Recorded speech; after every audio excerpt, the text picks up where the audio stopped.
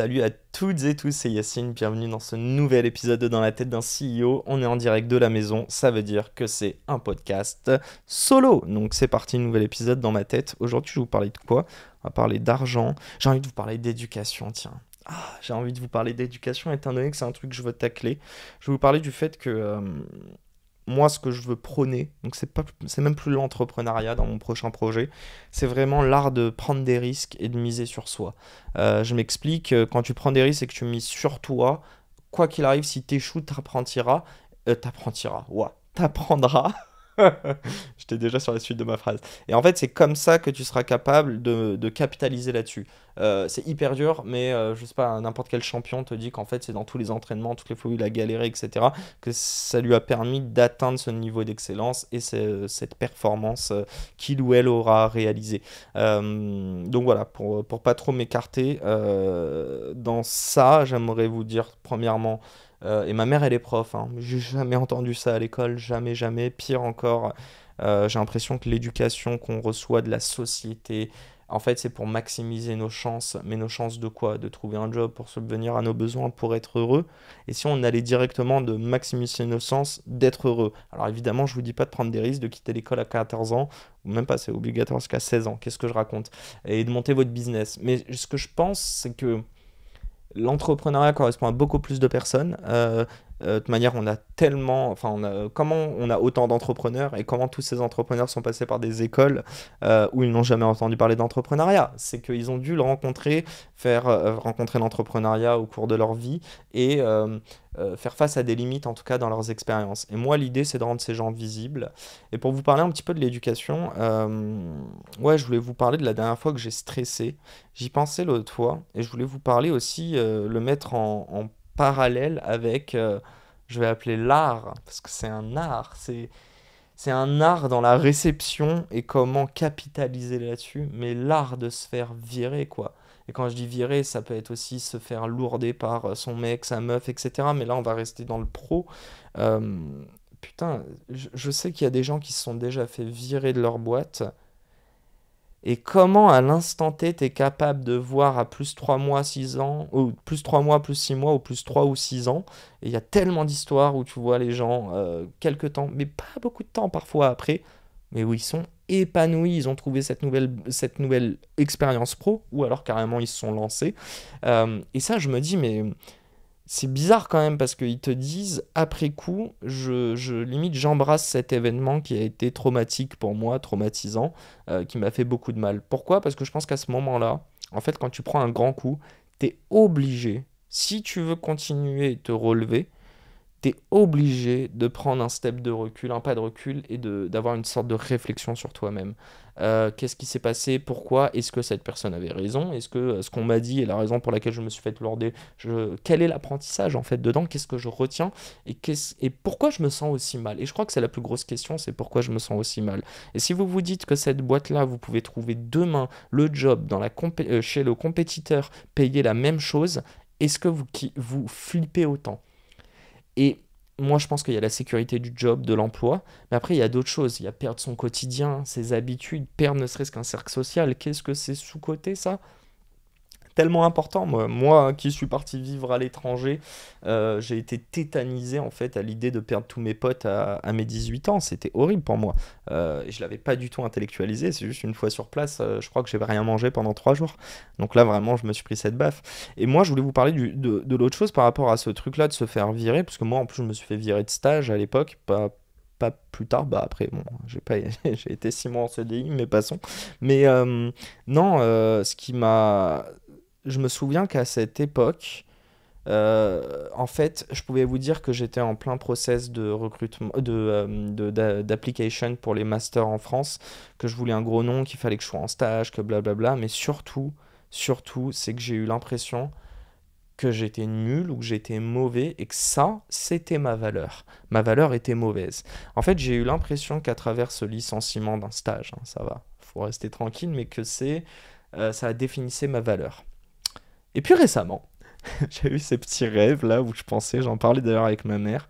Je dis, mais tu sais que c'est drôle, la dernière fois que j'ai vraiment stressé, et ça a nourri en fait sans m'en rendre compte mon envie d'entreprendre, La dernière fois que j'ai stressé, bon, il y a deux choses. Je crois que je le disais dans un autre podcast, je fais des rêves aujourd'hui où j'ai l'impression d'avoir un examen demain. Et c'est hyper intéressant parce que l'examen, en fait, c'est que tu te prépares pendant un certain temps que tu emmagasines, mais c'est une performance à un instant T. Ce qui est exactement ce que je fais avec le podcast, c'est ce que je suis en train de faire là avec vous, mais je ne stresse pas pour autant. Allez savoir pourquoi. Mais en tout cas, c'était vraiment montrer que tout le savoir que j'ai emmagasiné, je suis capable de le retraduire, enfin le retranscrire, pardon, et ce sous la forme qui m'est demandée. Et après, l'autre moment, et ça, c'était genre, je me souviens, mais c'était horrible, horrible. C'est même pas avec mes boss, hein. Là, je vous parle de juste en entretien. C'est des entretiens pour des stages, notamment en fonds d'investissement, parce que, en fait, n'ayant pas eu des Parisiennes en école de commerce, j'avais une grosse frustration. Je suis allé choisir un truc qui me plaisait, donc le fonds d'investissement en venture capital, et faire des stages là-bas. Mais bah, c'est quand même assez prisé et ça me plaisait en fait d'être en compétition avec et de me dire que de base, on paper, ils allaient toujours prendre quelqu'un qui a fait HEC ou l'X. Et j'avais raison. Bah, regardez dans tous les cas tous les gens qui en font partie. Mais passons, moi j'ai adoré ce métier. Et les souvenirs que j'ai qui m'ont traumatisé, c'est toutes ces personnes-là qui, même en entretien, tu passes du bon temps avec, ils sont contents d'avoir pris. Vraiment, je sors de là, j'appelais ma sœur, je lui disais, je suis une grosse tute si je suis pas pris. Tellement, genre, je crois qu'il y a un entretien, les partenaires, ils sont sortis de la salle en nous demandant de faire moins de bruit en rigolant, parce qu'en fait, on rigolait trop. Donc dites-vous que mon entretien, je me tapais des barres avec les deux personnes qui me cuisinaient. Euh, et ben dites-vous qu'après une série de trois entretiens, typiquement, où c'est en physique, tu te déplaces trois fois, je vous le dis, je suis juste choqué pour moi la logique, mais bah, j'ai reçu un email, quoi. J'ai reçu un email deux semaines après, ah finalement on a pris quelqu'un d'autre, merci, au revoir. Et je crois que sans m'en rendre compte, j'ai pas accepté. D'ailleurs, je les ai appelés, j'ai voulu avoir des explications. Les explications sont pourries parce qu'en fait, la réalité, c'est que bon, il m'a dit on a choisi quelqu'un qui connaissait parfaitement le fond. J'étais en mode ok, d'accord. Donc, bien connaître le fond, c'est ce qui fera de toi un bon investisseur. En tout cas, apparemment, c'est le cas. Mais non, la réalité, maintenant, je peux vous le dire, c'est que c'est une meuf et qu'elle faisait partie d'une grande école. Et en fond de Vici, on a besoin de meufs. Ça dévalorise pas du tout sa capacité intellectuelle à faire ce qu'elle fait. Bon, de toute manière, on donne pas de nom, on s'en fout. Mais moi, ce que je veux dire, c'est que ce jour-là, j'ai refusé d'être valorisé par une personne qui me regarde sous un certain prisme et avec tous ses biais. Ces biais, c'est quoi? C'est ah, ça ferait bien si on a une meuf. On recrute une personne qui est là pour 6 mois, on veut même potentiellement, enfin, je sais pas, moi je prenais de la place, peut-être, j'en ai aucune idée. Et encore une fois, je leur dirais merci. De toute manière, personne ne sait de qui je parle, même pas eux, mais ce que je veux dire, c'est que, et parce que c'est pas les seuls, hein, il y en a eu plein, et je pourrais vous en citer plein des fonds sur la place parisienne qui respectent pas forcément leurs candidats, et ça, c'est une belle dédicace à beaucoup de VC qui ne répondent pas et qui ne répondent pas non plus aux entrepreneurs qui les contactent, mais ça passons. Euh, mais surtout, le message qui m'a traumatisé, c'est de croire que je valais que ça, et que ce que je valais, bah, c'était le troisième tour, c'était le dernier tour, mais je valais pas mon stage. Bon, je l'ai eu le stage au final, mais j'ai refusé de me dire que mon succès, quel qu'il soit, même dans un projet aujourd'hui, dépendra de une ou deux personnes. Hors de question. C'est comme si demain ton business repose sur un seul partenariat. À moins que ce soit ta femme, ton frère, et encore, l'humain est très surprenant.